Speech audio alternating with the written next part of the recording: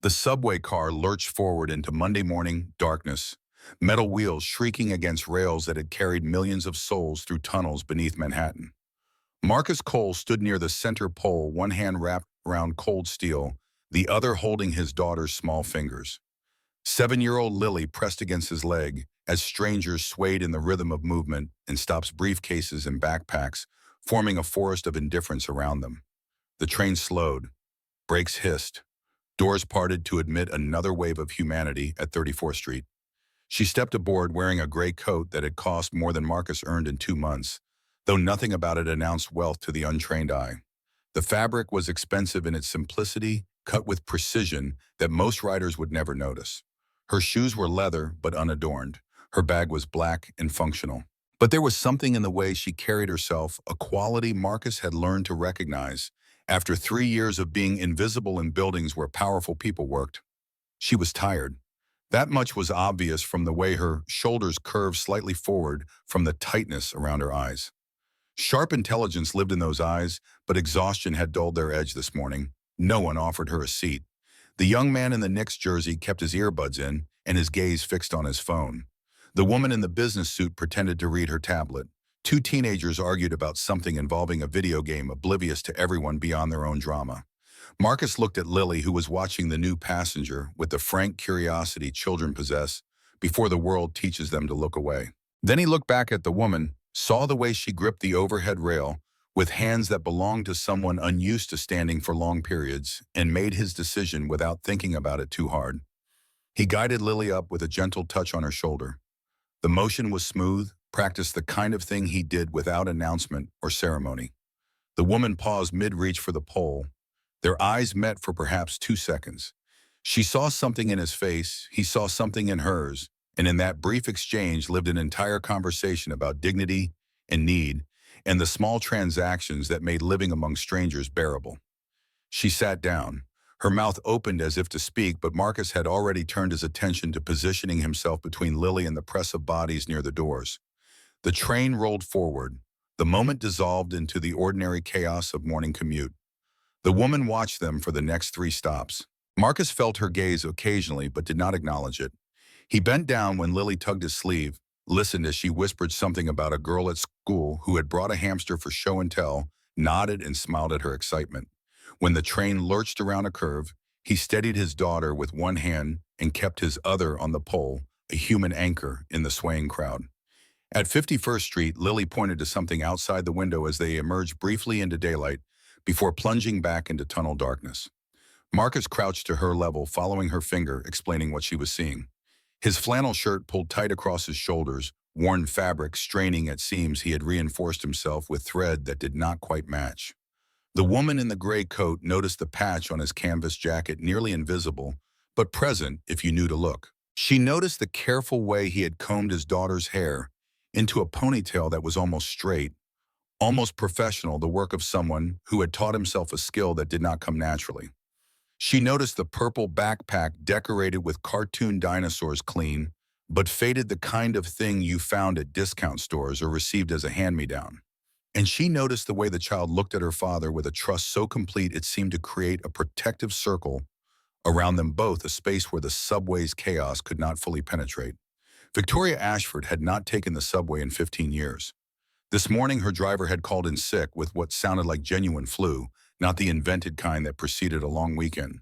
Her backup driver was stuck in traffic on the Triborough Bridge, dealing with an overturned truck that had closed 2 lanes. She had a board meeting at 9:30 that would determine the fate of a $300 million acquisition, and the traffic cameras showed nothing but red lines across every route her car could take. So she had done what she used to do in her 20s before the company exploded into something that required security details and advanced planning. She had walked 6 blocks to the nearest station, found the Metro card she kept in her wallet for emergencies that never came, and swiped through the turnstile like any other anonymous rider. The platform had been crowded with people who had somewhere to be and no time to get there. Victoria had forgotten how exhausting it was to be invisible, to stand among strangers who did not recognize her face from business magazines or shareholder presentations. In her world, people moved when she entered a room. Assistants anticipated her needs 3 steps ahead.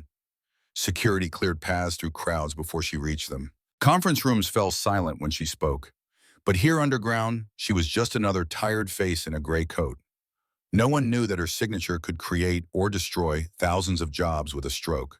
No one knew that she had spent the previous evening reviewing a proposal to shut down 3 manufacturing facilities in Ohio, consolidating operations to improve margins by 8%.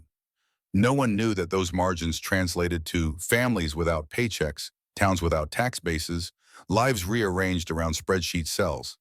And no one had offered her a seat. Until him. She studied the man, now memorizing details without quite knowing why. Early 30s, though, life had carved lines around his eyes that added years. Handsome in an unpolished way, with a jaw that needed a razor and hair that needed a better cut than whatever discount place had last touched it.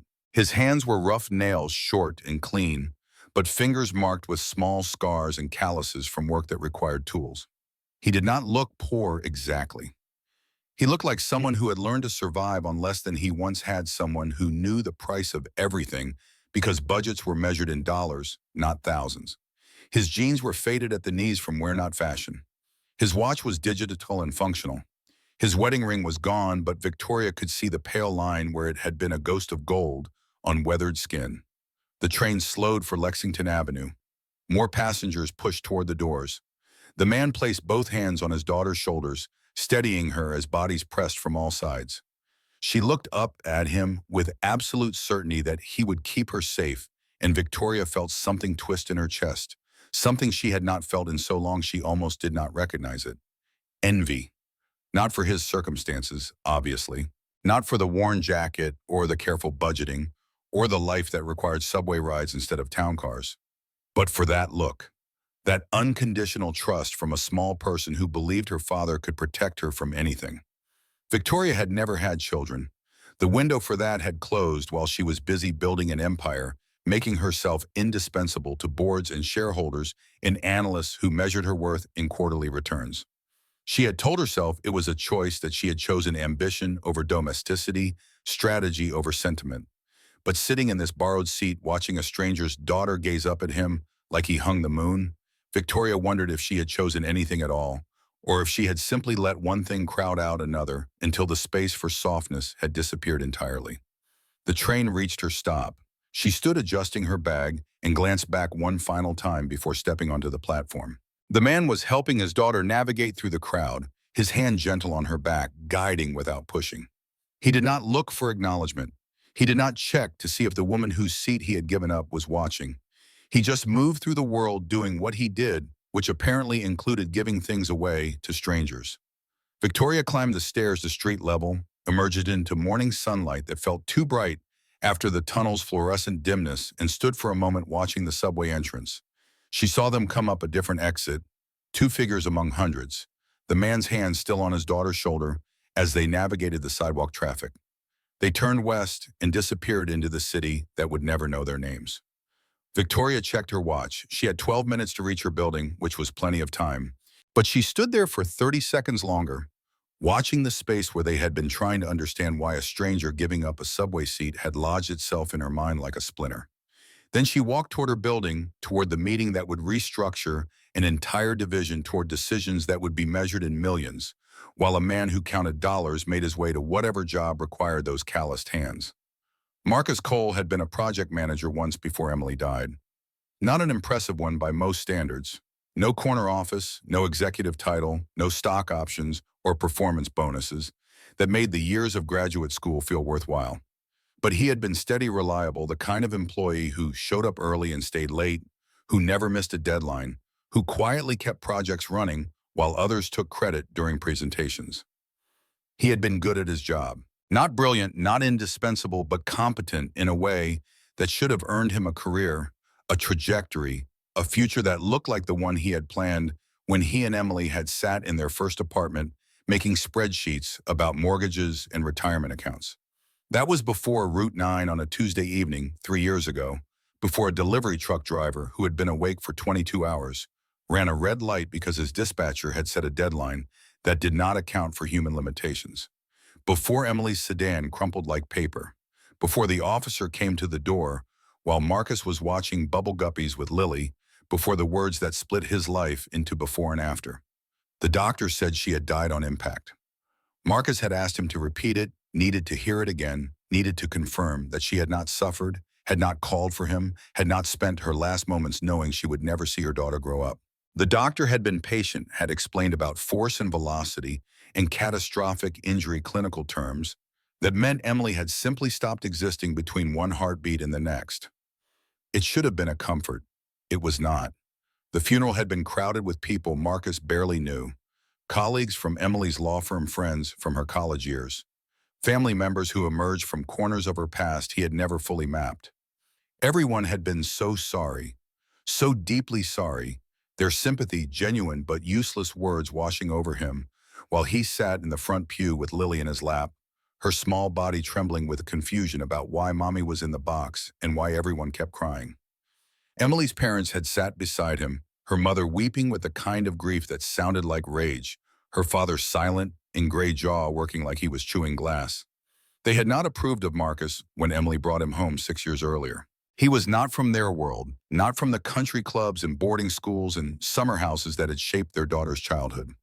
He had grown up in Pittsburgh, son of a steelworker who drank too much and a mother who cleaned houses to make ends meet. Emily had not cared. She had loved him with a fierce certainty that made him believe he was worth loving, that his ordinary background and modest ambitions were enough. They had built a life together that felt solid, permanent, a foundation that would support decades. 3 years of marriage, one perfect daughter, then a truck driver who could not keep his eyes open. The months after the funeral blurred together in Marcus's memory, a sequence of decisions made while moving through fog. He took bereavement leave from his job, 2 weeks that turned into 4, when he could not imagine returning to the office where people would ask how he was doing, would tilt their heads in sympathy, would make space for his grief, in ways that only highlighted its size. When he did go back, everything felt wrong. The projects that had once engaged him seemed meaningless. The deadlines that had once motivated him felt like arbitrary cruelties invented by people who did not understand that time was not infinite, that lives could end between morning coffee and dinner. He could not travel anymore, could not stay late, could not prioritize deliverables over a 4-year-old who woke up crying for her mother at 2 in the morning. His supervisor had been understanding at first, then patient, then practical. When the promotion Marcus had been working toward for 3 years opened up, they gave it to someone else, someone without complications, someone who could commit fully to the role's demands. Marcus had sat in the meeting where they explained the decision and nodded like it made sense, like he agreed that his daughter's needs made him unsuitable for advancement. He accepted a demotion 6 months later when they restructured his department, took a transfer to a team that worked different hours, slower projects, less visibility. Told himself it was fine that Lily mattered more than any title or salary, that Emily would have supported this choice. But the world did not reward sacrifice. It rewarded presence and ambition and the ability to pretend that work was the most important thing in life. The layoff came 14 months after Emily died. The company was consolidating, eliminating redundancies. Marcus's entire division absorbed into a larger group that did not need his particular skills. They offered him a package 3 months severance and COBRA coverage delivered by HR with practiced sympathy. His supervisor sent an email expressing regret and wishing him well. The colleagues he had worked with for 5 years sent a group card. No one offered him another job. No one made calls on his behalf. He had been competent but not memorable, reliable but not remarkable, and in a corporate world that measured value by how hard you were to replace, Marcus had been easy. He found work as a maintenance technician at an office building in Midtown 3 months later, after his savings had dwindled to the point where he was choosing between Lily's new shoes and his own meals. The pay was enough to cover rent on their 1-bedroom apartment in Queens, enough for groceries from the discount store, and clothes from Goodwill enough for the occasional treat when Lily had been especially good. Not enough for savings, not enough for emergencies, not enough for the life he had planned when Emily was alive and futures felt guaranteed.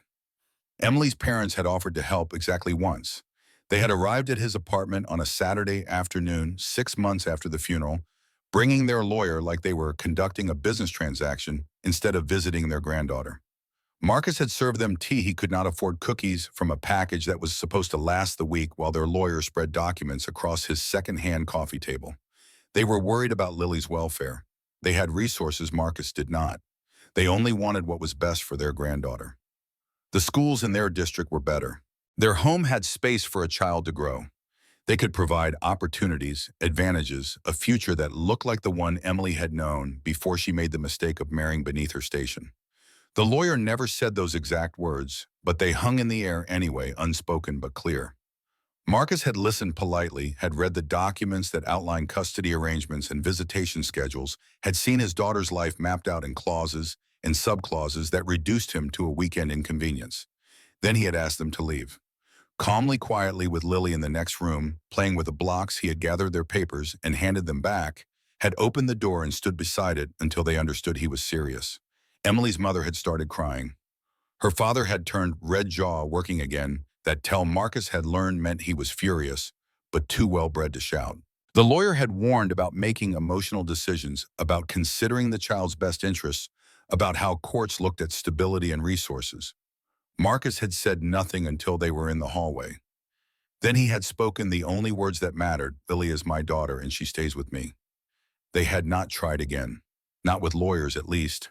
But Emily's mother called every Sunday conversations that started with asking about Lily and ended with pointed questions about whether Marcus had enough money, whether the neighborhood was safe, whether he had thought about what would happen if he lost his job.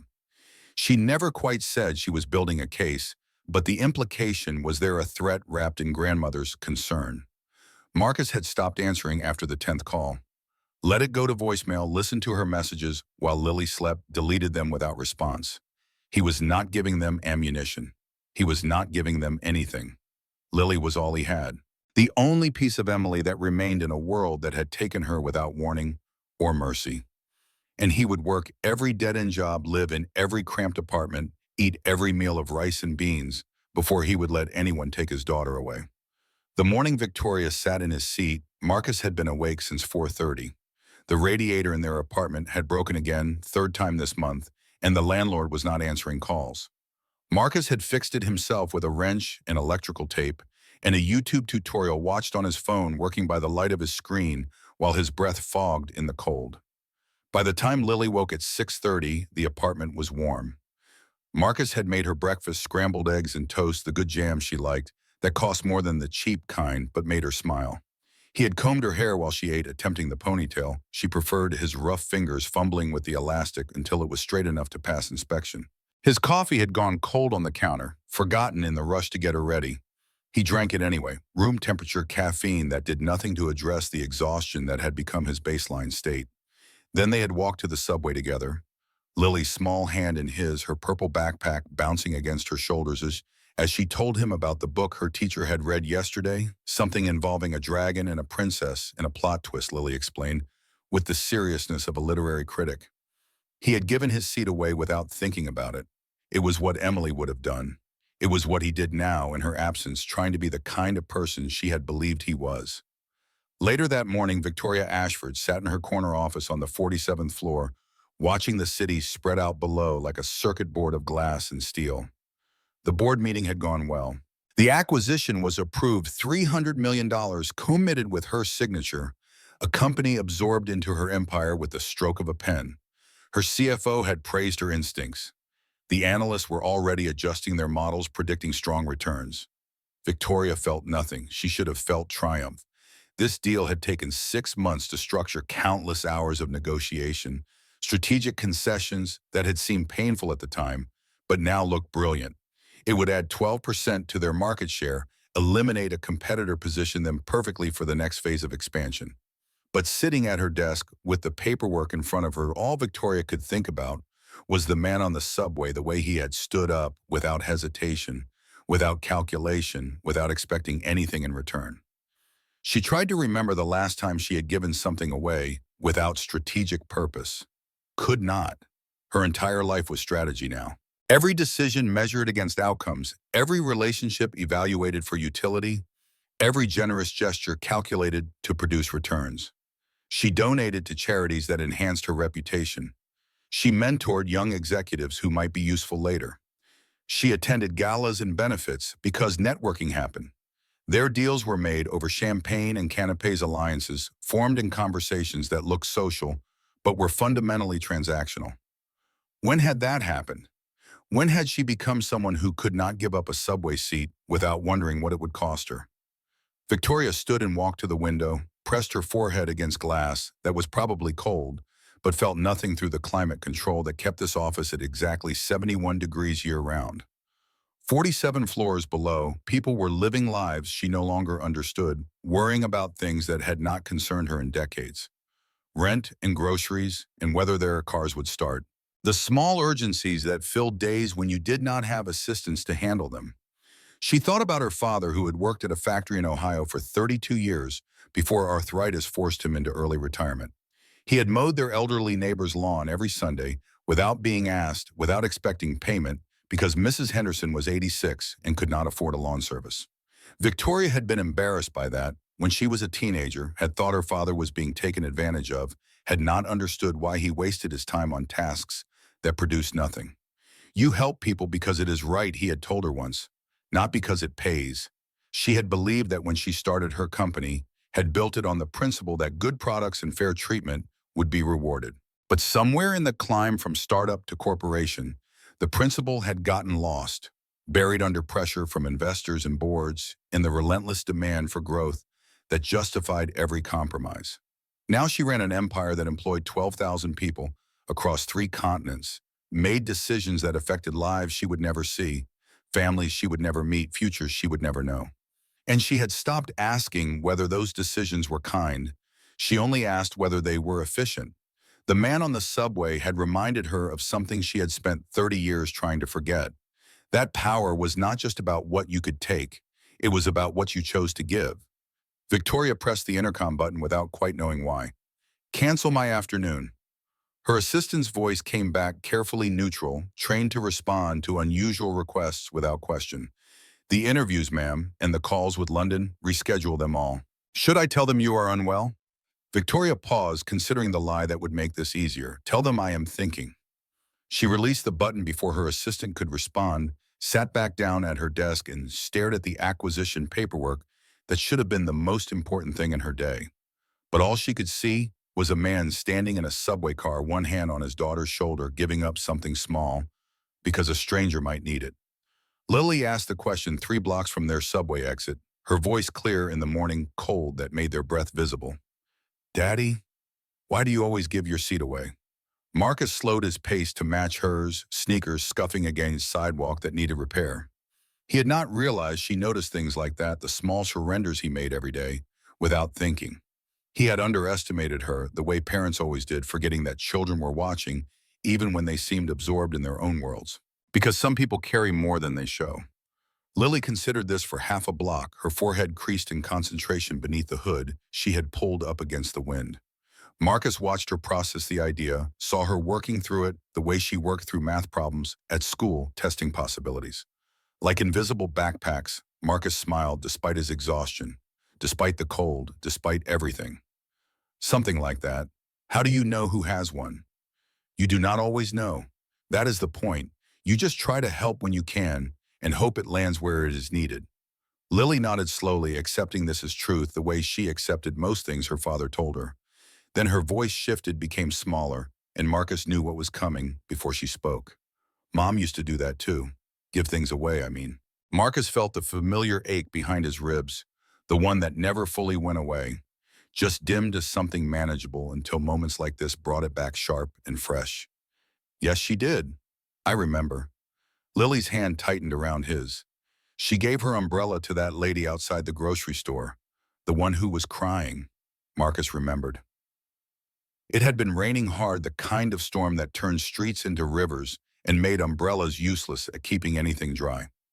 Emily had been running into the store for milk, had spotted a woman standing under the awning, sobbing into her phone, mascara running down her face in black streaks.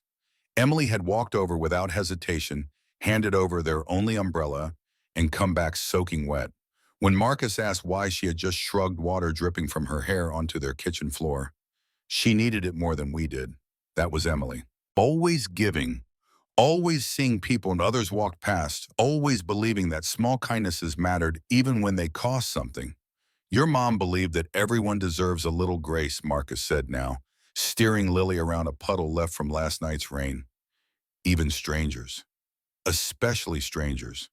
What as Grace Marcus felt the weight of the question, the way simple words from children could carry the force of philosophy. It is giving someone something good when they have not earned it, when they cannot pay you back, just because you want them to have it. They reached the school gates. Other parents were arriving now. Expensive cars pulling up to the curb, SUVs with heated seats and premium sound systems. Marcus knelt to zip Lily's jacket higher against the wind that was picking up cold air that promised snow later in the week. Have a good day, sweetheart. I will pick you up at 3. Lily hugged him quick and fierce, her backpack pressing between them. I love you, Daddy. I love you too. More than all the stars. He had said that every day since Emily died needed her to hear it, needed to make sure she knew. Because the world was full of trucks that ran red lights of moments that could steal everything without warning, and he would not let her go one day without knowing she was loved. Lily ran toward the entrance where her teacher was waiting. Marcus watched until she disappeared inside, then turned back toward the subway, toward another day of fixing pipes and replacing light bulbs in an office building where no one knew his name. But something felt different this morning. Lighter, maybe. He had given a stranger his seat. His daughter had noticed. And in noticing, she had reminded him why he did it. Not for reward, not for recognition, but because Emily had believed he was capable of being good, and he was trying to live up to that belief even in her absence. 20 blocks south and 47 floors up. Victoria was thinking about the same moment, though she had not heard the conversation, could not have known what the child had asked or what the father had answered. She had not been able to concentrate all morning. The acquisition paperwork sat unsigned on her desk. Margins, perfect terms, favorable, everything exactly as it should be. Her assistant had stopped by twice asking if she was feeling well, concerned by the unusual stillness, the lack of rapid-fire decisions that usually characterize Victoria's mornings. Victoria stood at her window again, watching the grid of streets below, trying to calculate which neighborhood the man might live in based on where he had boarded the train. Queens, probably. Somewhere the rents were cheaper, the buildings older, the distance from Manhattan measured in more than miles. She knew nothing about his life, his name, his job, his story. He was just a stranger who had given up a seat 2 seconds of intersection that should have meant nothing. But his words echoed in her mind, even though she had not heard them clearly, had only seen the shape of them on his lips as he bent to speak to his daughter. Some people carry more than they show. Such a simple idea, such ordinary kindness. But Victoria had not received ordinary kindness in so long, she had forgotten what it felt like. In her world, people helped each other for reasons. They made introductions because they wanted connections. They offered advice because they wanted influence. They showed generosity because they wanted leverage. Everything was a calculation, a strategy, a move in an endless game where the object was accumulation and the cost was measured in what you gave up to get it. But that man had given up his seat for no reason at all. He had not known who she was.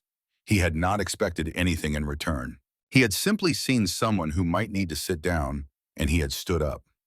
Victoria tried to remember the last time someone had done something for her without wanting something back. The mental search came up empty. She thought about her childhood before the company, before the wealth that had insulated her from ordinary human contact. Her mother had been a secretary at a real estate office, typing contracts on an electric typewriter, answering phones with practiced cheer.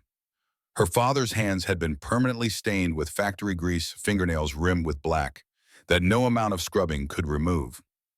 They had lived in a small house in a small town where everyone knew everyone's business, where privacy was a luxury you could not afford. Victoria had hated it growing up, had felt trapped by the smallness, suffocated by the limitations. She had studied harder than everyone else, won scholarships that took her away to a university where no one knew her father worked with his hands, had built a company from nothing because she was determined to never go back. And she had succeeded. Built an empire, made herself rich beyond anything her parents could have imagined, proved that factory workers' daughters could sit in boardrooms with men who had inherited everything.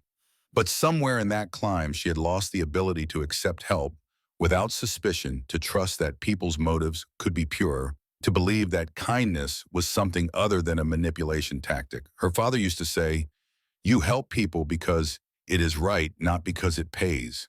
When had she stopped believing that? When had right and profitable become the same thing in her mind? Victoria turned from the window, sat down at her desk, and did something she had not done in 15 years. She opened a blank document and started writing by hand pen, moving across paper in the cursive her mother had taught her before carpal tunnel had forced early retirement. She wrote about the subway, about the man who had given up his seat, about how strange it felt to be on the receiving end of generosity that expected nothing in return. She wrote about her father mowing Mrs. Henderson's lawn, about how she had thought he was being foolish, wasting time on someone else's problems, about how she had not understood until this moment that giving without expectation was not weakness or waste, but a way of staying human in a world that made it easy to forget. The writing was rough, unpolished, full of crossed-out words and false starts. Victoria had not written anything by hand except signatures, in years had forgotten how different it felt from typing on a keyboard, how the physical act of forming letters forced you to think more carefully about what you meant to say. When she finished 3 pages of reflection that would never be sent anywhere, never be seen by anyone, she sat back and looked at what she had written. Then she did something else she had not done in years. She called her mother. The phone rang 4 times before the familiar voice answered, surprised and cautious, because Victoria never called in the middle of a workday, never disrupted her schedule for personal matters. Mom, it is me, I know, sweetheart. Is everything all right? Victoria paused, unsure how to explain. I took the subway this morning. Her mother's confusion was audible. Why is something wrong with your car? No, traffic was bad. I had a meeting. It seemed faster. That was not the truth, but it was close enough. Her mother waited, sensing there was more. A man gave me his seat, Victoria said. He had a daughter with him, maybe 7 or 8. He just stood up and let me sit down. Her mother was quiet for a moment. That was kind of him. I have been thinking about Dad, about Mrs. Henderson's lawn. Another pause, longer this time. You used to get so embarrassed, her mother said softly. Thought we were too generous with people who would not help themselves. I was wrong. Her mother's breath caught, and Victoria knew she was crying. Could picture her in the kitchen of the house in Ohio, hand pressed to her mouth the way she did when emotions overwhelmed her. Your father always said you would understand someday, her mother managed. That you had to make your own way, but eventually you would circle back to what mattered. How is he, Victoria asked, meaning his health, meaning the arthritis that had been getting worse, meaning all the things she should have been asking more often. Good days and bad days. He asks about you. Tell him I am sorry I do not call more. You are busy. He understands. That is not an excuse. Her mother did not argue, which was answer enough. They talked for 20 more minutes, the longest conversation they had had in months. When Victoria hung up, her assistant was standing in the doorway looking concerned. The London calls, ma'am. They are asking if we should reschedule for tomorrow. Victoria looked at the acquisition paperwork still unsigned, looked at the 3 handwritten pages on her desk, looked at the window where the city continued its relentless motion 47 floors below. Yes, tomorrow, and clear my schedule for the rest of the week after Thursday. Her assistant's eyebrows rose fractionally, the only sign of surprise she allowed herself. All of it, all of it. Should I give a reason? Victoria thought about that. Tell them I am remembering something I forgot. 2 weeks later, Victoria found him again. Not intentionally, she told herself. Not because that she had been taking different subway lines at different times, had been riding trains through neighborhoods she never visited with her face turned toward the windows, hoping to catch a glimpse. She found him at a community center in Chelsea, 3 blocks from a development site her company owned. Victoria had come to inspect the property before a scheduled demolition routine due diligence. Nothing unusual. The building was old, structurally unsound, occupying space that would be worth 3 times as much if they tore it down and built residential towers. But on her way back to her car, she passed a glass-walled room on the ground floor, and through the window she saw children gathered in a circle on a carpet that had seen better days. And there, sitting on a low chair with a picture book open in his lap, was the man from the subway. Victoria stopped walking. Her security detail stopped with her 3 men in dark suits, who had been with her so long they anticipated her movements before she made them. They said nothing, just positioned themselves to block her from the street while she stood staring through glass at a scene she had no business watching. He was reading aloud. She could see his mouth moving, see the exaggerated expressions he made for different characters. The children were rapt, leaning forward at one small boy already raising his hand to ask a question, even though the story was not finished. His daughter sat in the front row, the same purple backpack beside her, watching her father with the focused attention of someone who had heard this story 100 times but still loved every word. Victoria watched for longer than she should have, long enough for her security to get nervous, long enough to see the story end and the children applaud, long enough to see the man gather his daughter in his arms and whisper something that made her giggle. He looked different here than he had on the subway, lighter, less tired, as if this room, these children, were the place where he could finally breathe. When the group started to disperse, Victoria made a decision. She dismissed her security, told them to wait by the car, ignored their protests about protocols. Then she walked into the building alone. The community center smelled like old coffee and floor wax. The walls were covered with children's artwork, construction paper, and finger paint announcing birthdays and field trips and upcoming events. A bulletin board near the entrance advertised yoga classes and job training programs, and a food pantry that operated Tuesdays and Thursdays. Victoria found the reading room empty except for the man who was stacking small chairs against the wall, while his daughter helped by carrying picture books to a shelf. They worked together in comfortable silence, a routine they had clearly performed many times. That was beautiful. He turned. Up close, she could see the gray starting at his temples, the lines around his eyes deeper than they had seemed on the train. He looked at her without recognition, which was a relief. She had not wanted him to know who she was, had not wanted that knowledge to change his face the way it changed everyone's faces. Thank you. It is a volunteer thing. Tuesdays and Thursdays when my schedule allows. Victoria nodded, unsure what to say next. She was not good at small talk. Decades of boardrooms had trained it out of her. Your daughter is lovely. He glanced at the girl who was organizing books by size instead of title, creating her own system. She is everything.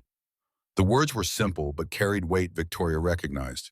This was not a father making pleasant conversation. This was someone stating the organizing principle of his life.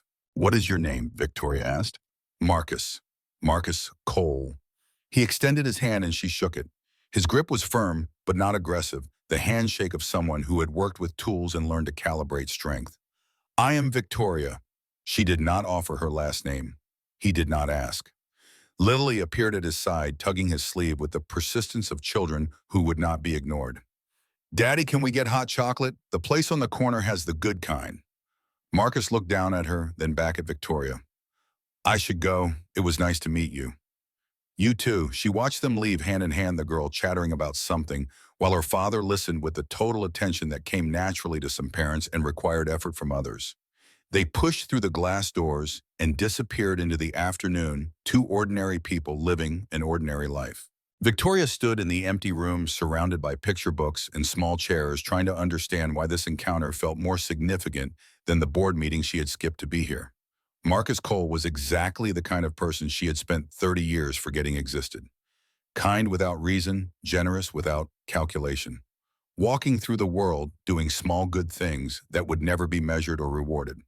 She walked back to her car, slowly, mind already working through possibilities. A job opening at one of her subsidiaries, a scholarship for the daughter, a check from an anonymous foundation, ways to help that would not reveal who was helping, that would preserve his dignity while improving his circumstances. But even as she planned, something nagged at her. He had not asked for help. He had not complained about his situation. He had not looked at her like someone who wanted to be saved. And she was beginning to realize that saving people who had not asked was not kindness. It was just another kind of control.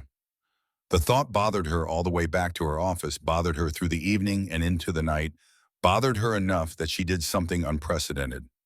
She called her head of human resources at home. I need background on someone. Quietly, no official channels. She gave Marcus Cole's name, described where she had seen him waited, while her HR director pulled strings and made calls and assembled information that should have been private but never was when you had resources. The file arrived by secure email the next morning. Victoria read it in her office with the door closed, learning the shape of a stranger's tragedy. Wife killed in accident 3 years ago. Career derailed afterward. Laid off, took maintenance job. Living in Queens with daughter. In-laws circling, building case for custody based on financial instability. Barely making rent. No savings. No backup plan. The facts were stark, assembled in bullet points that reduced a life to data. But between the lines, Victoria saw something else. Saw a man who had lost everything and chosen his daughter over his career, who had accepted poverty rather than give up the person he loved most. She sat with the file for a long time, longer than any document deserved. Then she made a decision that would change both their lives, though neither of them knew it yet. She would help, but she would do it wrong first, would make the mistakes that privilege made inevitable, would learn the hard way that good intentions without wisdom were just another form of harm. The scholarship committee received an anonymous donation 3 days later, earmarked specifically for existing students who demonstrated financial need. The paperwork was clean, the trail untraceable. Marcus would receive a letter within 2 weeks explaining that his daughter's tuition had been covered for the next 3 years. Victoria told herself it was elegant, efficient, the kind of help that could not be refused because it could not be identified.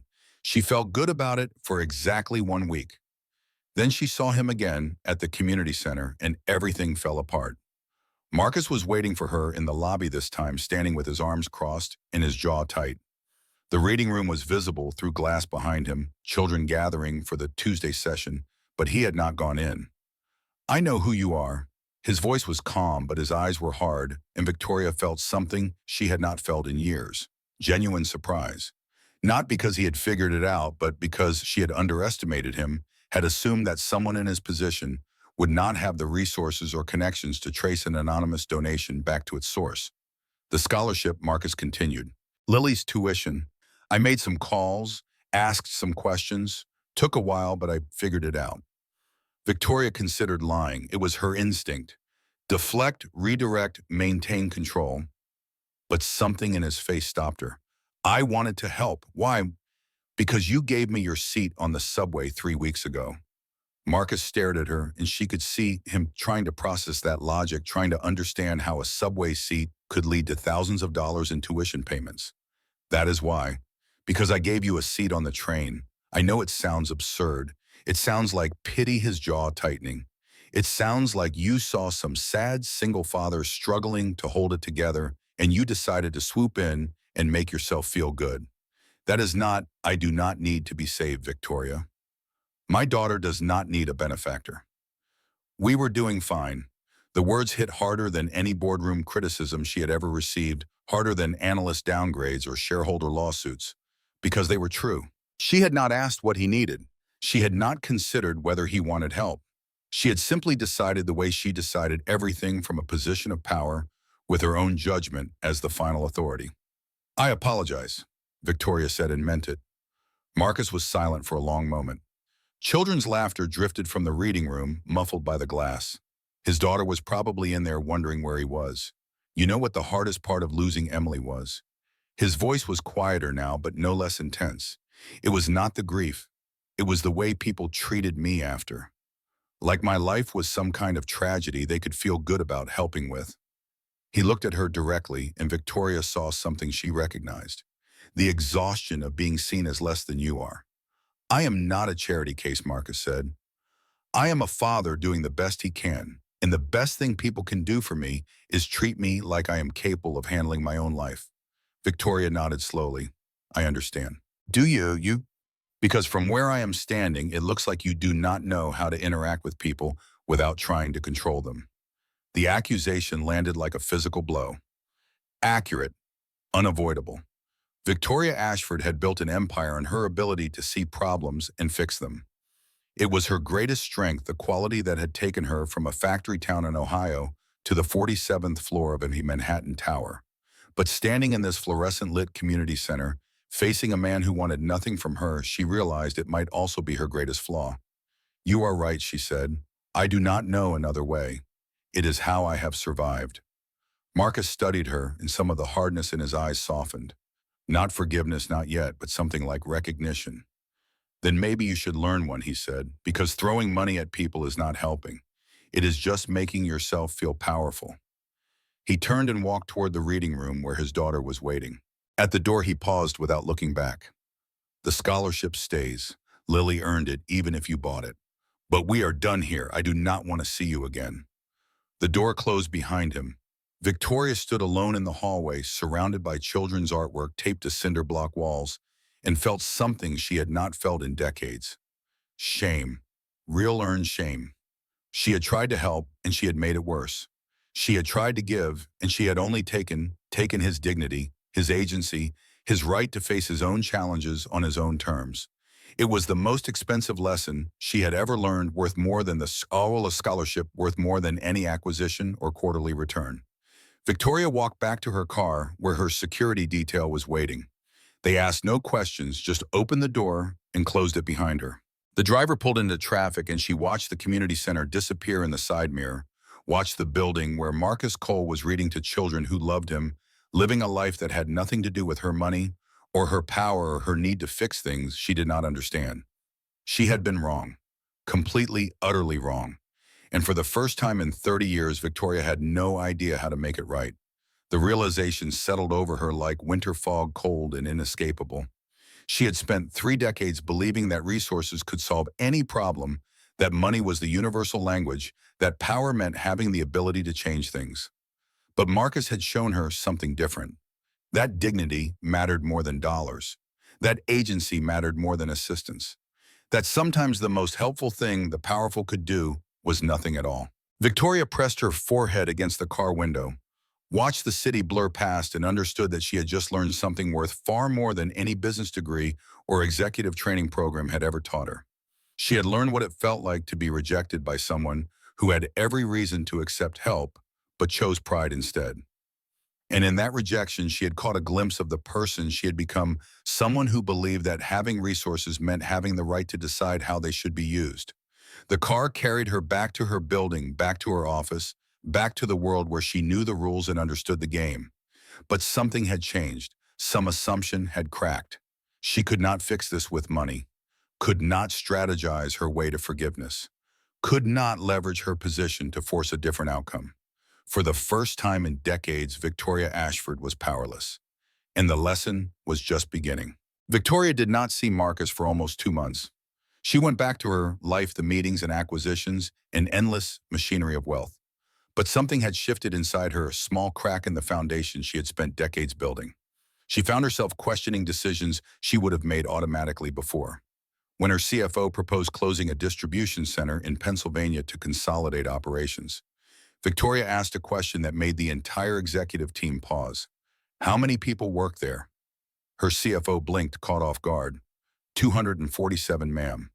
But the cost savings would be what happens to them. Another pause, longer this time. We offer standard severance packages. Some might find positions at the consolidated facility, though relocation assistance would be limited. Victoria studied the spreadsheet in front of her, saw the numbers that made perfect sense from a quarterly earnings perspective, saw the efficiency gains highlighted in green. What happens to the town, ma'am, Pennsylvania? The town where this distribution center operates. What happens to it when we pull out 247 jobs? Her CFO exchanged glances with the head of operations. This was not how these meetings usually went. I imagine it would be difficult for the local economy, he said carefully. But that is not really our concern. Our fiduciary duty is to shareholders. Victoria closed the folder. Table it. Give me alternative proposals that preserve those jobs or create equivalent opportunities in the same region. The room went silent. She could feel her board members' discomfort, could almost hear their thoughts about whether she was losing her edge, going soft, forgetting what business was actually about. She did not care. That afternoon, she walked through her company's headquarters on the 23rd floor, something she had not done in years. She stopped at cubicles and asked people their names, asked what they were working on, asked if they had everything they needed.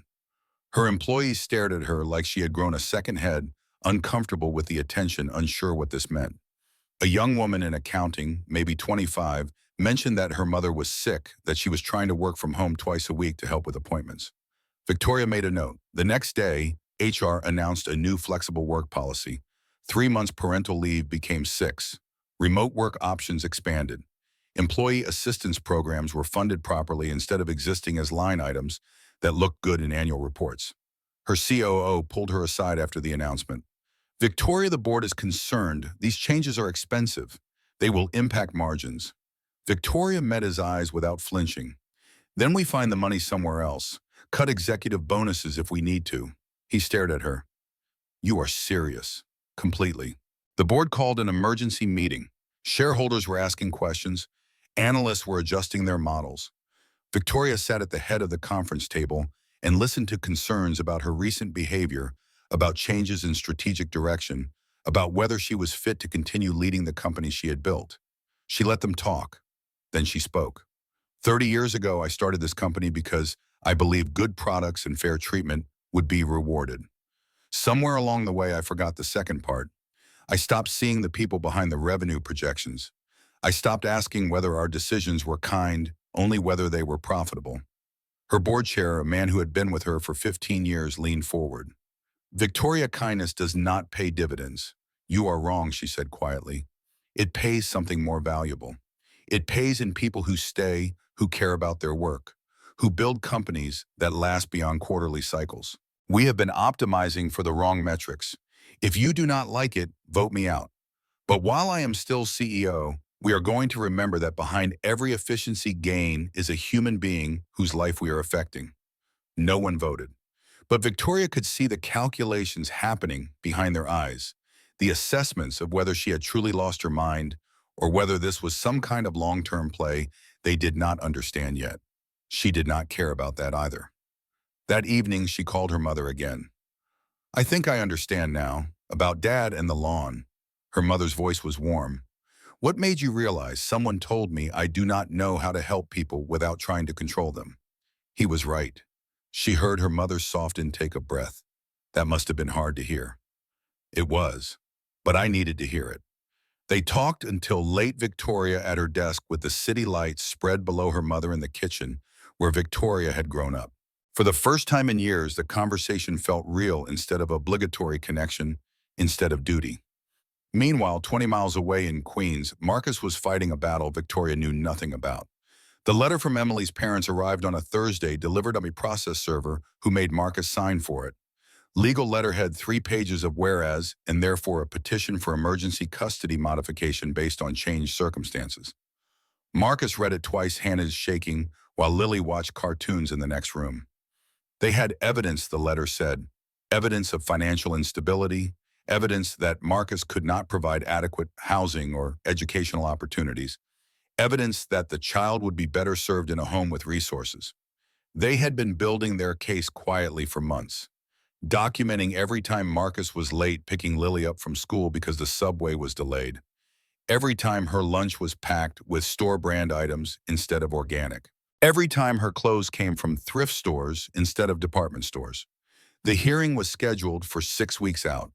Marcus had that long to prove he was a fit parent, to demonstrate that love was more important than money, to convince a judge that a cramped apartment at Queens was better than a spacious house in Westchester. He called the free legal aid number 3 times before someone finally picked up. They were overworked and underfunded, handling hundreds of cases with staff built for dozens. The lawyer who finally took his case was young, competent, but honest about their chances. Your in-laws have resources. They can afford experts, character witnesses, documentation.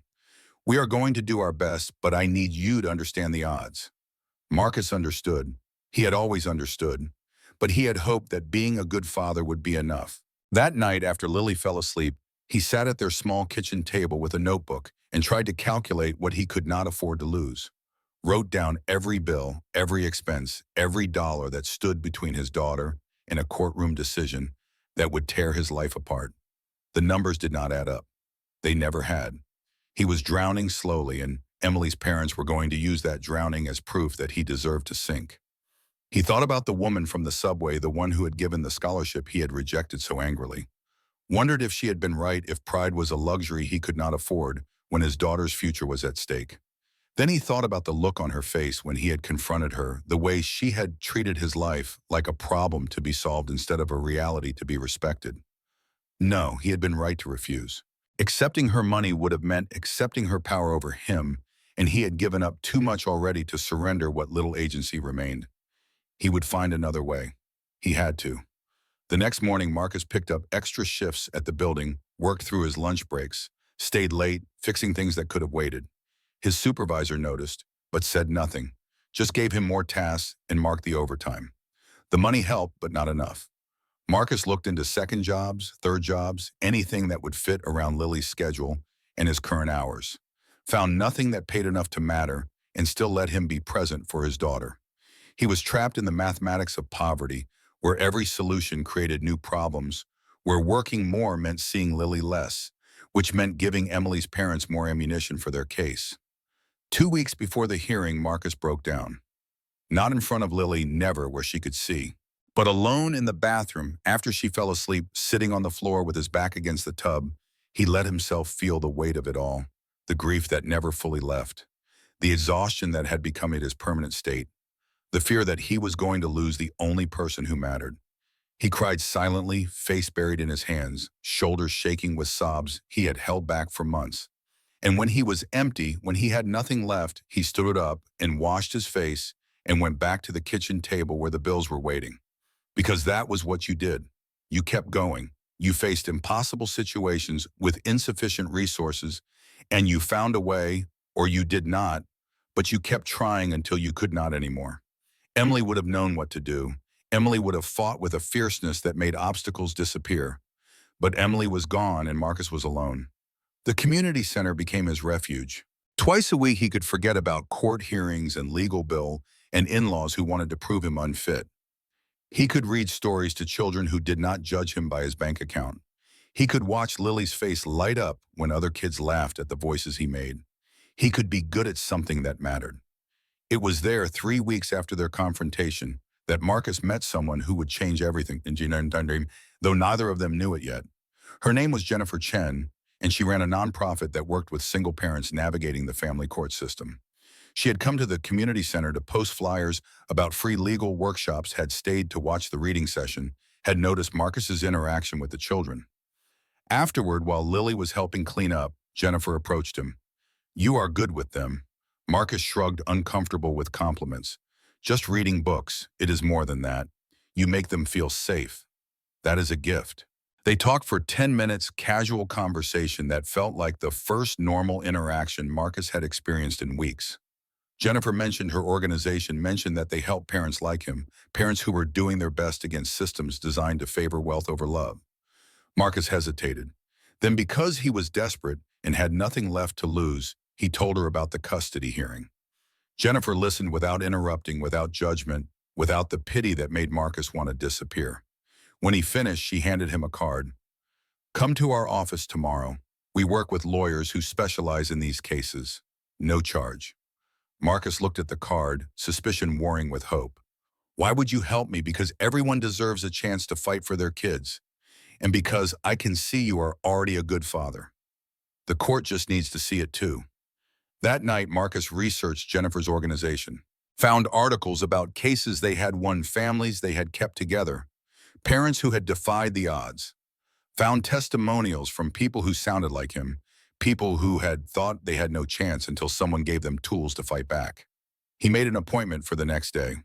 The office was small, crowded with files and donated furniture, but the lawyer who met with Marcus was sharp and experienced. She reviewed the custody petition, asked pointed questions about Emily's parents, about their relationship with Lily, about their actual motivations versus their stated concerns. "This is not about Lily's welfare," she said after an hour. "This is about control. They are trying to buy their way to custody because they could not buy their way into your marriage." "Can we win?" The lawyer was quiet for a moment. "It will be hard. They have resources we do not. But I have seen worse odds, and you have something they do not. What you are, her father. You have been there every day since her mother died. You have sacrificed everything to keep her safe and loved. That counts for something." Marcus wanted to believe her, but he had learned that the world did not always reward the right things. Over the next 2 weeks, they built his case, documented every school event he had attended, every parent-teacher conference, every doctor's appointment, found teachers willing to testify that Lily was thriving, that she was happy and well-adjusted despite the tragedy she had endured. Gathered evidence that Marcus's modest circumstances did not equal neglect. It was exhausting work on top of his job and his volunteering and the simple act of being present for his daughter. Marcus slept 4 hours a night, survived on coffee and determination, felt himself fraying at the edges. But he kept going, because the alternative was unthinkable. While Marcus prepared for court, Victoria was preparing something else. She had been thinking about their confrontation for weeks, replaying his words, examining her own motivations, with a clarity that felt like surgery. He had been right. She had tried to control his life because she did not know another way to help. Because her entire existence was built on the belief that having power meant using it, that seeing problems meant fixing them, that resources were meant to be deployed like weapons against whatever needed changing. But Marcus had not needed changing. Marcus had needed respect. Victoria started writing on a Tuesday evening, sitting at her desk long after everyone else had gone home. Not an email, not a memo, but an actual letter pen on paper, words formed slowly because she had forgotten how to communicate without the buffer of screens and assistants. She wrote about her father, about the factory worker who had believed in helping because it was right. She wrote about how she had lost that belief somewhere in the climb from poverty to power, how she had stopped seeing people and started seeing problems to be solved. She wrote about the subway, about how a stranger's kindness had reminded her of something she had forgotten, about how his anger had taught her something business school never could, that dignity was not negotiable, that charity without respect was just another form of violence. The letter took 3 hours to write. When she finished, she sat back and read it through, crossing out words and adding others, refining, until it said what she meant without embellishment or excuse. Then she made an offer. Not charity, not a gift, but a job. Her company was launching a new initiative, a community outreach program designed to identify and support working families in underserved neighborhoods. They needed someone to run it, someone who understood what those families actually needed, not what executives in corner offices assumed they needed. The salary was fair. The hours were flexible enough for a single parent. The position reported to the head of community relations, not to Victoria directly, which meant Marcus would have autonomy and authority without being beholden to her. She was not trying to save him. She was trying to give him a chance to help others. The letter ended with a single line. "This is not about what you can do for me. It is about what we might do together if you are willing." Victoria addressed the envelope by hand, added proper postage, and dropped it in the mail slot herself instead of giving it to her assistant. Then she went home and waited, knowing he might not respond, knowing she had probably already destroyed whatever slim chance existed that he would trust her again. 3 weeks passed. Victoria heard nothing. She threw herself into the changes she was making at her company, the policies and programs that were shifting their culture in ways the board still did not fully understand or approve. She visited the community centers her foundation funded, actually visited, instead of just reviewing reports. Met families, learned names, listened to stories that broke through her professional detachment and reminded her why any of this mattered. She was learning to see people instead of problems. It was harder than any acquisition she had ever negotiated. Then on a Thursday morning, 4 weeks after she mailed the letter, her assistant knocked on her office door with an expression Victoria had never seen before. "There is someone here to see you. He does not have an appointment." Victoria's heart jumped, though she kept her voice neutral. "Who?" "He said his name is Marcus Cole." Victoria stood, smoothed her jacket, took a breath that did not quite steady her. "Send him in."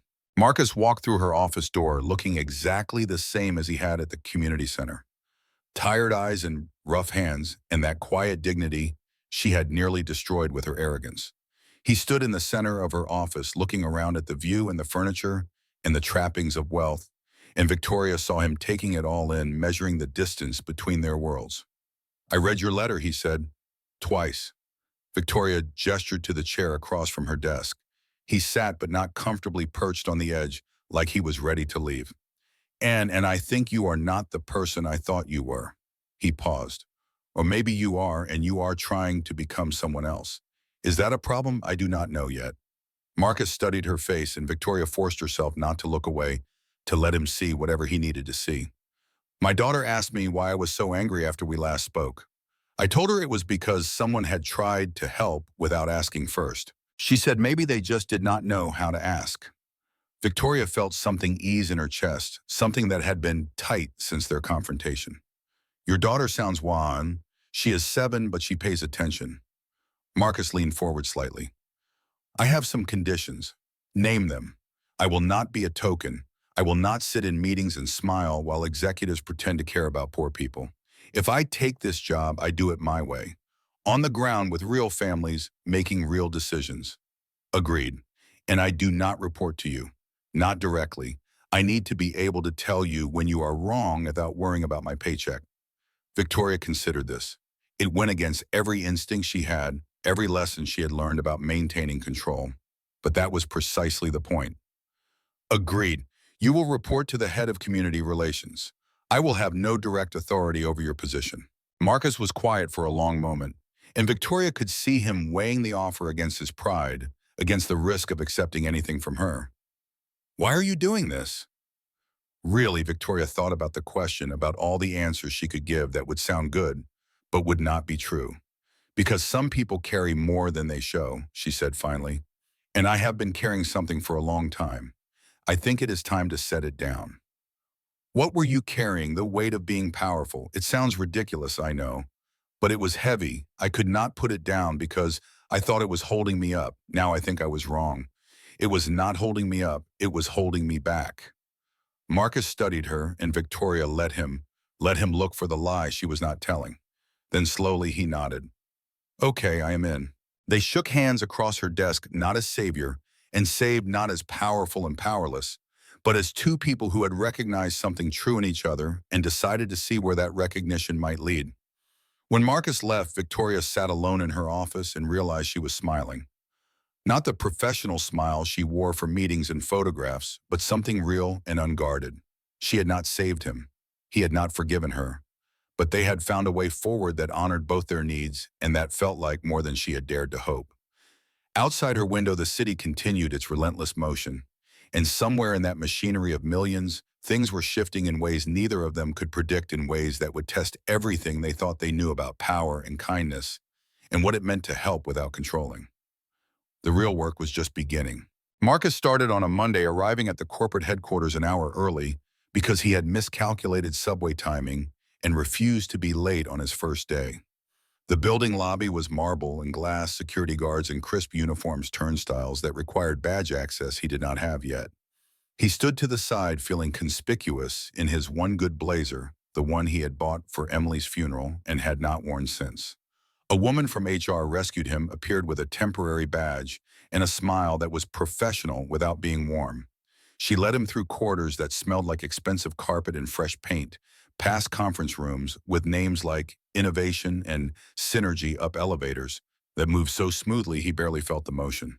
His office was on the 14th floor, small but private, with a window that overlooked a courtyard where young professionals ate lunch at metal tables. The furniture was new, the computer still in its packaging, and on the desk sat a welcome packet thick enough to be a novel. Marcus spent the first hour reading policies and signing forms, entering passwords, and configuring systems. The HR woman returned with an employee handbook and information about benefits he could not quite believe were real. Health insurance with no deductible, vision and dental included, 4 weeks of paid time off, retirement matching at 6%. He had been surviving on minimum benefits for so long that generosity felt like a trap. His supervisor arrived at 10, a woman named Patricia Hayes, who ran the community relations department, with the efficiency of someone who had climbed corporate ladders and knew which rungs were sturdy. She was 50, sharp-eyed, wearing a suit that probably cost more than Marcus's monthly rent. Welcome aboard. Victoria speaks highly of you. Marcus said nothing, unsure how to respond to that. Patricia seemed to understand his discomfort. You will report to me, not to her. I want that clear from the start. This is my department, and you are my hire regardless of how the introduction happened. You do good work, we will get along fine. You coast on connections, we will have problems. Fair enough. Good. Now let me show you what you are walking into. She led him to a conference room where 3 other staff members were waiting, people who ran existing community programs with varying degrees of success. They spent 2 hours walking Marcus through current initiatives, showing him spreadsheets and impact reports and photographs of ribbon-cutting ceremonies.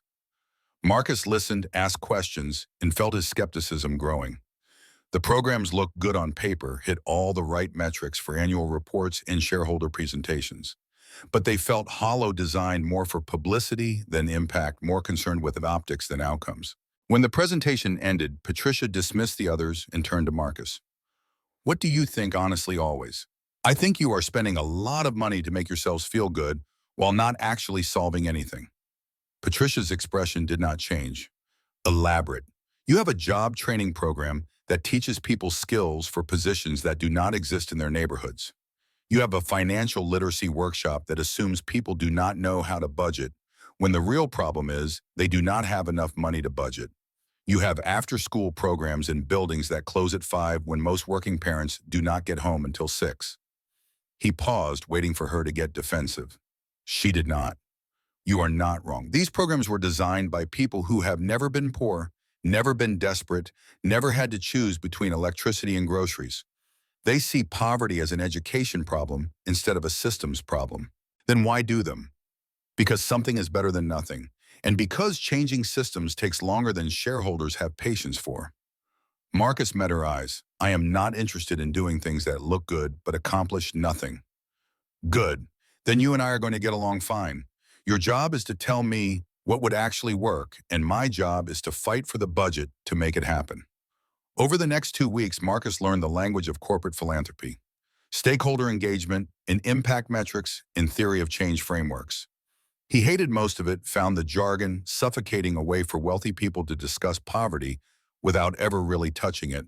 But he also saw what resources could do when applied correctly. Saw families get housing assistance that kept them off the streets. Saw children access tutoring programs that changed their trajectories. Saw single mothers find jobs that paid enough to actually live on, not just survive. The work was messy and complicated and often frustrating, but it was real. And Marcus began to trust that this was not just performance, not just Victoria Ashford's company performing compassion for public relations. He still did not fully trust Victoria herself. She was too polished, too controlled, her words measured like she was always 3 moves ahead in a chess game he could not see. But she kept her promise, stayed out of his work. Let Patricia run the department without interference. Twice in his first month, Victoria stopped by his office. Both times she asked questions about the families he was working with, not their statistics but their stories. She listened without interrupting, without offering solutions, and when she left, Marcus felt like she had actually heard him. It was unsettling. He had expected her to revert to the person who had tried to buy his cooperation with anonymous scholarships. But she seemed genuinely trying to learn to understand, to become someone different than who she had been. Marcus did not know if people could really change that fundamentally, but he was willing to watch and see. The custody hearing loomed 6 weeks away, then 4, then 2.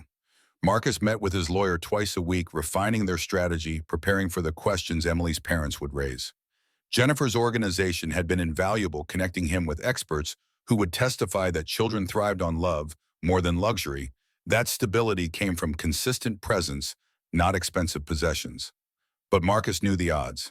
Family courts favored grandparents with resources, especially when those grandparents could demonstrate concern for a child's welfare, backed by bank accounts and stable homes.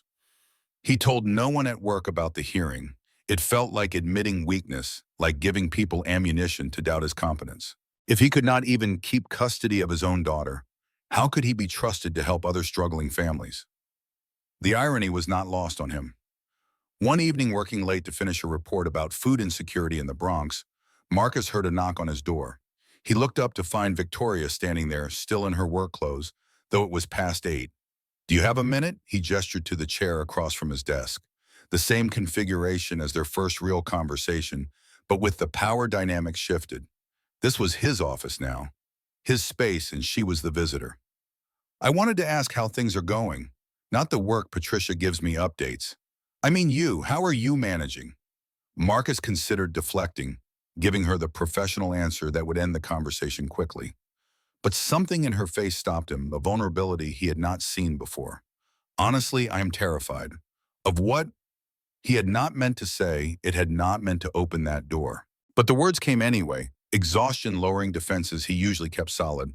"I have a custody hearing in 2 weeks. My in-laws are trying to take Lily away. They think I cannot provide for her properly and legally. They might be right."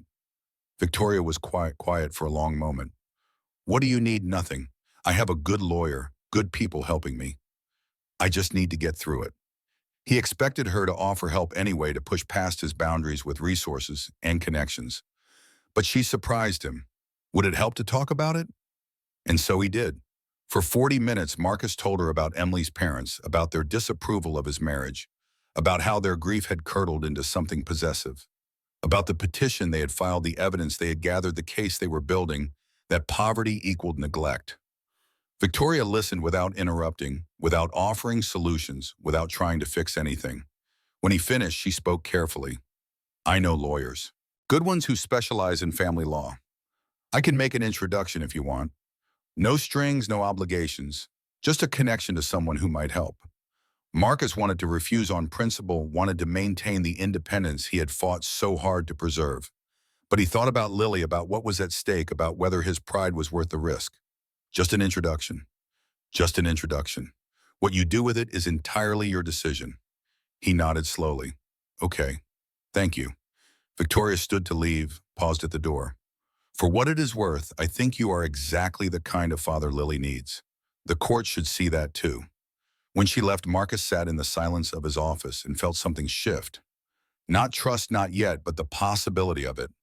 Victoria had offered help without controlling the outcome, had respected his agency while still providing support. Maybe people really could change. The introduction happened 2 days later. A phone call with a lawyer named Sarah Mendez, who had built her career on defending parents who could not afford to lose. She reviewed Marcus's case file, asked sharp questions, then delivered her assessment. Your current lawyer is good, but she is overworked. Let me assist. No charge. I do pro bono work for situations like this. Why? Because I grew up with a single father who everyone said could not raise me properly. He proved them wrong. I like helping people do the same.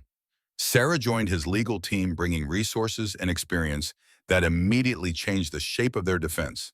She knew the judge assigned to the case, knew what arguments would resonate, knew how to frame Marcus's choices as strengths instead of weaknesses. With her help, they built a case that was not about money, but about love, not about material advantages, but about the irreplaceable bond between a father and daughter who had survived tragedy together. The hearing date arrived faster than Marcus wanted and slower than he could stand. He took the day off work, dressed in his funeral blazer, and met his lawyers at the courthouse at 8 in the morning. Emily's parents were already there, sitting on a bench outside the courtroom with their attorney, a man in an expensive suit who looked like he billed by the minute. Emily's mother would not meet Marcus's eyes. Her father stared at him with undisguised contempt. Inside the courtroom, Marcus sat at the defendant's table and tried to keep his breathing steady. Lily was not here, would not be subjected to this, was safe at school, unaware that her entire future was being decided by strangers in robes. The hearing lasted 4 hours. Emily's parents presented their case with clinical precision, documenting every perceived failure, every missed opportunity, every sign that Marcus could not provide the life their granddaughter deserved. They brought photographs of their home, a sprawling property in Westchester, with a pool and a playroom and a bedroom already decorated for Lily. They brought expert testimony about the importance of educational opportunities in stable environments. They made Marcus's love sound like a liability. Then Sarah took over, methodical and fierce. She called Lily's teacher, who testified that the child was thriving academically and emotionally, that her father attended every conference and school event despite his work schedule. She called the director of the community center, who spoke about Marcus's volunteer work, his dedication to children, the way Lily watched him with absolute trust. She called Jennifer Chen, who explained how her organization evaluated parental fitness, how Marcus scored exceptional on every measure that mattered: love, presence, sacrifice, commitment. And finally, Sarah put Marcus on the stand. The questions were hard, designed to expose every vulnerability. Why had he lost his job? Why had he accepted a demotion? Why was he living in a one-bedroom apartment when his daughter deserved her own space? Why could he not provide the advantages that grandparents who loved her could offer? Marcus answered each one honestly, without embellishment or excuse. Yes, he had lost his career. Yes, they lived modestly. Yes, Emily's parents could give Lily material things he could not. But he was her father. He had been there every morning and every night since her mother died. He had learned to braid hair and pack nutritious lunches and talk about feelings even when it was uncomfortable. He had sacrificed his career because his daughter needed him more than he needed advancement. Money could buy many things, but it could not buy the bond they had built in 3 years of grief and survival and fierce love. When he stepped down from the stand, Marcus had no idea whether he had done enough. The judge's face revealed nothing. The courtroom cleared while the judge deliberated. Marcus sat on the same bench where Emily's parents had waited, staring at marble floors that had absorbed countless family dramas. Sarah sat beside him. You did well. Will it be enough? I do not know. But you gave the judge everything she needs to make the right decision.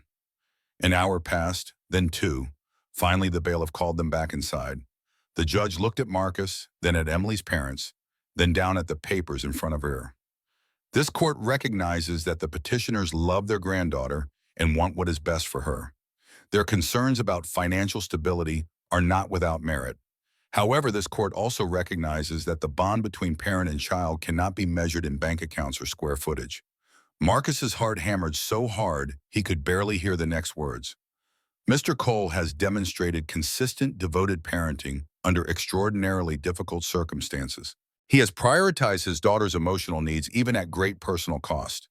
There is no evidence of neglect or harm, only evidence of a father doing his best with limited resources. The judge looked directly at Marcus. Petition denied. Custody remains with the father. However, I am ordering regular visitation for the grandparents, supervised initially to ensure that Lily maintains a relationship with her mother's family. The gavel fell. Marcus's knees went weak. Sarah gripped his arm, steadying him. You won. Emily's mother was crying. Her father looked like he had aged 10 years in 10 seconds. Their lawyer was already gathering papers, preparing for the appeal Marcus knew would come eventually. But for now, today, Lily was still his. Marcus walked out of the courthouse into afternoon sunlight that felt impossibly bright. He called the school, confirmed that Lily's pickup routine had not changed, that he would be there at 3 like always. Then he sat on the courthouse steps and let himself feel it. Relief and grief and love, so fierce it felt like it might break him open. His phone buzzed. A text from Patricia. Heard the news through your lawyer. Congratulations. Take the rest of the week. And below it, a message from Victoria. I am glad justice saw what I saw. Your daughter is lucky to have you. Marcus stared at the messages, at these women who barely knew him, but had somehow become part of the network keeping him afloat. He had been so determined to do everything alone, to prove he did not need help, to maintain his independence at all costs. But maybe independence was not the same as isolation. Maybe accepting help did not mean surrendering control, not when the help came with respect and boundaries and the freedom to choose. He stood up, pocketed his phone, and headed back to Queens to pick up his daughter. To tell her that they were staying together, that no one could take her away, that love had been enough after all. That evening, Lily safe in bed after celebrations involving ice cream and her favorite movie, Marcus sat at his kitchen table and thought about the future. Not the desperate calculations of survival he had been making for 3 years, but actual plans, possibilities. The job Victoria had offered was more than a paycheck. It was a chance to help families like his, to use everything he had learned from struggle and loss and fighting impossible odds, to turn his pain into purpose. He thought about the initiative Patricia had mentioned last week, the ambitious expansion that needed someone to lead it, someone who understood communities from the inside, who knew what struggling families actually needed, instead of what wealthy donors assumed they needed. Marcus had dismissed it, initially assumed he was not qualified, not credentialed enough, not corporate enough for that kind of responsibility. But sitting in his modest kitchen, in his modest apartment, with his daughter sleeping in the next room, Marcus realized something. He was exactly qualified. Not despite his struggles, but because of them. The next morning, he walked into Patricia's office and told her he wanted the job. Wanted to build something real. Something that would help people the way he wished someone had helped him after Emily died. Patricia smiled like she had been waiting for this. Good. Because Victoria has been asking me when you would be ready. She believes in you, even if you do not believe in yourself yet. That afternoon, Marcus met with Victoria in her office for the first time since their initial conversation. She outlined the vision for the program, a network of community centers across the city offering childcare and job training and family support services. The budget was substantial, the timeline aggressive. This is ambitious, Marcus said, flipping through the proposal, maybe too ambitious. He watched her carefully, waiting for defensiveness. You are probably right. That is why I need you to build it properly instead of quickly. Take the time to do it right, to get community input, to create something that actually serves, instead of just looking impressive in annual reports. Marcus studied her face, looking for the calculation, the hidden agenda. Found nothing but sincerity and something that looked like hope. I have conditions. I expected you would. I build this program the way I think it should be built, from the ground up. Not what looks good on paper, but what actually works for real families. Agreed. And I need Patricia as my direct supervisor. You stay involved, but you do not control daily decisions. Victoria nodded without hesitation.